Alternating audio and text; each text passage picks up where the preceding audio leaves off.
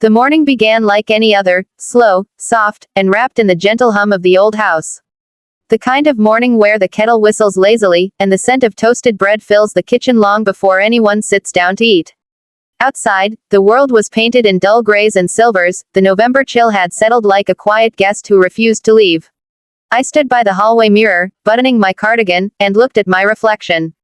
My hair, once the color of dark honey, had turned the shade of winter frost, and though the years had written themselves across my face, I still saw the woman my husband had loved, bright-eyed, steady, and fond of red. That red coat, oh, I adored it. Thick wool, perfectly cut, with large round buttons and a collar that turned up smartly around my neck. My husband, God rest his soul, had given it to me for our 25th anniversary. He used to say it made me look as warm as a Christmas fire. I wore it every winter, and every time, it felt like a little hug from him. I was reaching for it when I heard small footsteps pattering down the hallway. Then came the sound of a little voice, urgent, breathless.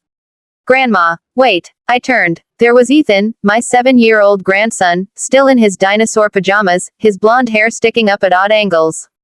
His face was pale, his small hands clenched tightly around his stuffed rabbit.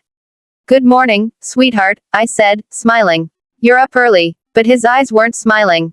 They were wide, serious, too serious for a child that young. Grandma, he said, breath trembling, don't wear your red coat today. I froze, my hand still resting on the coat hanger. What? I asked gently, crouching a little to meet his eyes. Why not, darling? He looked at the coat like it was something dangerous. Just don't wear it, please. There was something about the way he said please, soft but desperate, that made the hair on the back of my neck stand up. I tried to lighten the mood. But it's cold outside. The red coat keeps me warm. Ethan shook his head violently, his small lips quivering. No, Grandma, not that one. Wear the gray one. I blinked, surprised. The gray one. But that one's so dull. He didn't smile. Promise me, Grandma. Promise you won't wear it today. His voice cracked on the last word. For a moment, I just looked at him, my sweet boy, trembling over something I couldn't see or understand. He wasn't a dramatic child. He didn't throw tantrums. He didn't make up stories. When Ethan spoke like this, earnest and scared, he meant it. So I nodded slowly. All right, sweetheart, I promise. He exhaled, his shoulders relaxing just a little. Then, as if the weight of the moment had passed, he gave a small, relieved smile and padded back toward the kitchen. I stood there, staring at the coat. The red seemed too bright suddenly, like it didn't belong to the quiet gray morning outside. With a sigh, I hung it back and pulled out the old gray one instead. It wasn't nearly as warm or flattering, but something about Ethan's tone made me unwilling to argue with fate. Dash dash dash. By the time I had my scarf wrapped and boots on, Ethan was sitting at the table, chewing his toast in silence. His usual chatter was missing. Normally, he'd tell me about the dream he had or what he planned to build with his toy cars that afternoon. But today, he just stared out the window, his brow furrowed. Everything all right, honey? I asked as I poured my tea. He nodded, not meeting my gaze. Can we walk the long way to the park today? The long way. I smiled. You mean the one around the bakery and the school? He nodded again. Yes. Not by the corner store. Now I was curious. That was the shorter route, the one we always took. What's wrong with the corner store? He hesitated, then whispered, I just don't want to go that way. I didn't press him. Children sometimes sense things adults don't. And besides, I had promised him. So we bundled up and stepped outside. The air bit at our faces, crisp and raw, carrying the faint scent of wet leaves. Ethan held my hand tightly, tighter than usual. His small fingers were cold, but I didn't let go. We took the long route, passing by the little bakery that smelled like heaven and the empty playground where the swings creaked in the wind. Everything felt ordinary, until the sirens. It started faint, a low hum in the distance, but quickly grew louder, sharper. 2 police cars sped past us, lights flashing red and blue, cutting through the morning quiet. Ethan's grip on my hand tightened until it almost hurt. He didn't say a word. The cars stopped a block ahead, near the corner store. The very corner we usually passed. A few people started to gather, whispering, craning their necks. My heart picked up. I could just make out 2 officers dragging someone to the ground, a man in a dark hoodie, his face hidden. Then I saw it, something bright crumpled near the curb. For a second, I thought it was a spill of paint. But no, it was fabric. Red fabric. A woman's coat. Exactly like mine. I froze. The sound of my heartbeat filled my ears. Ethan pressed against my leg, trembling. We watched as one of the officers shouted something into his radio. Another knelt by the coat, lifting it with a gloved hand. Then they led the man, handcuffed now, into the police car. A few minutes later, one of the officers noticed us standing there. He walked over, his expression kind but serious. "Ma'am, were you planning to walk through here earlier?" he asked. I swallowed. "Yes, we usually do. What happened?" He sighed, glancing at Ethan, then back at me. "You're lucky you didn't. The man we just arrested has been attacking women in this area for the past week. Always the same pattern, red coats. We think he targeted them deliberately." My knees nearly gave out. I looked down at Ethan, whose small hand was still clutching mine. His eyes were big, wet, frightened. "I told you not to wear it," he whispered, as if to himself. The officer frowned. "You knew something." "No," I said quickly, kneeling to wrap my arms around my grandson. "He just had a feeling. That's all." When we finally walked away, the street behind us was filled with flashing lights and murmurs.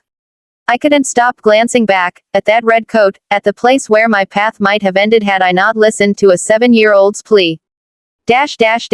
Later, at home, the quiet felt heavier than before. I made us both hot chocolate, extra marshmallows for him, just milk for me. Ethan sat curled up on the couch, wrapped in a blanket. I sat beside him, trying to smile. "You were very brave today," I said softly. "And very smart." He looked up at me, his eyes still troubled. "I wasn't brave, Grandma. I was scared." "That's okay," I said, brushing his hair back. "Sometimes being scared means you care." He hesitated, then whispered, "I saw you, Grandma. In my dream last night. You were wearing your red coat, and you didn't come home." My heart clenched. "Oh, Ethan." I woke up and cried, he continued. "Mom didn't hear me, but I saw you in the morning, and I knew I had to tell you." I pulled him close, holding him until he stopped trembling. "Thank you," I whispered into his hair. "You saved me." He didn't reply, just hugged me tighter. That night, after he'd gone to bed, I went to my closet. The red coat hung there, bright and beautiful under the warm light. For the first time, I didn't see comfort in it. I saw danger. I saw a path not taken, and a little boy's voice pulling me back from it.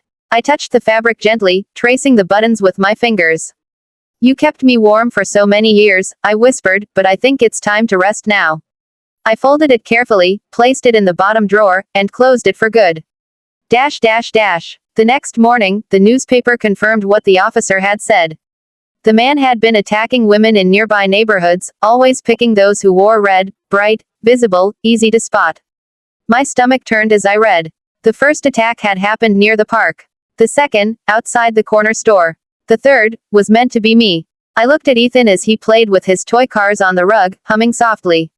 He looked so small, so innocent, and yet, he had changed everything.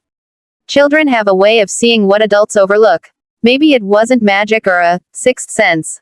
Maybe it was something simpler, a child's sharp awareness, his intuition, his heart tuned to those he loves most. But one thing I knew for certain, his voice that morning had saved my life. Weeks passed, and life slipped back into rhythm. The red coat stayed tucked away, replaced by my gray one, plain, yes, but safe. One afternoon, while we were baking cookies together, Ethan looked up from the dough and said suddenly, "Grandma, can I tell you something?" "Of course, sweetheart. I think Grandpa told me in my dream." I paused, my hands covered in flour. "Told you what?" "To tell you not to wear the red coat," he said matter-of-factly. He was standing by the window, smiling. He said, "Tell Grandma to wear the gray one today." So I did. For a moment, I couldn't speak. My heart swelled, my throat tight. I smiled, blinking back tears. "Then I suppose we both owe him a thank you," I whispered. Ethan grinned. "I already said thank you," I told him when I woke up. And just like that, he went back to shaping cookie dough, humming a little tune. That evening, as the sun dipped low and painted the living room in amber light, I sat by the window, watching the wind shake the last few leaves from the trees. The world was quiet again. Safe again. I reached for my teacup and smiled faintly at the gray coat hanging by the door. It wasn't beautiful, but it was a reminder, of intuition, of love, of a child's voice strong enough to change fate. And sometimes, I'd look at the bottom drawer where the red coat rested, folded neatly, like a memory that almost became a goodbye. "Thank you," I'd whisper, though I wasn't sure if I was thanking the coat, my grandson, or the unseen thread that had bound that morning together. Because sometimes, life gives you warnings in the softest voices. And if you listen, truly listen, they can save you.